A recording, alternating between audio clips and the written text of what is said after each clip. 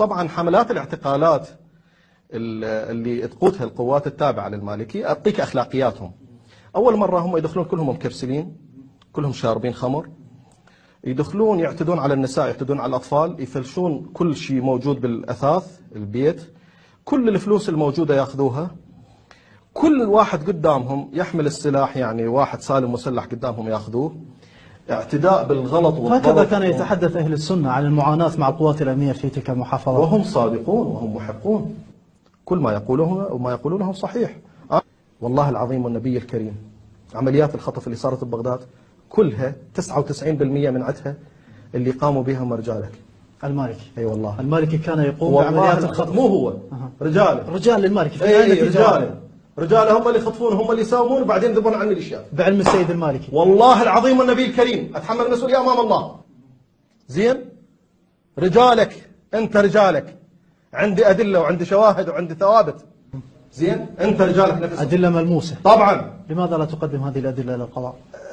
القضاء ماله، القضاء لا نمتلك قضاء؟ القضاء ماله والعمليات مالته. الان غادر المالكي، لماذا لا تقدم؟ ما غادر، بعده يا عيني ما زال موجود. لا بعده موجود، مؤثر ومؤثر.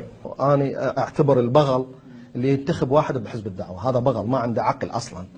أي وما يفهم، وهذا يعني هذا نعجة يجيب نفسه ويذبها يعني بحق الذيب. لهم تضحيات حزب الدعوة. مو حزب الدعوة هذا المضحي. أنت توسلت بذاك، وهذا حتى تبني جيش ميليشياوي. زين، المالكي أراد بناء ميليشيات؟ أكيد. يقود الآن ميليشيات؟ هسه راح ينطوا الحشد. هسه ما راح ينطوا الحشد، راح يستلم الحشد هو. إذا راح يستلم الحشد انتهى الموضوع. بعد أنت دور لك على بيت، شوف لك بدبي وين، شوف لك في المكان اللي فيه. افترض أن أمامك الآن المالكي.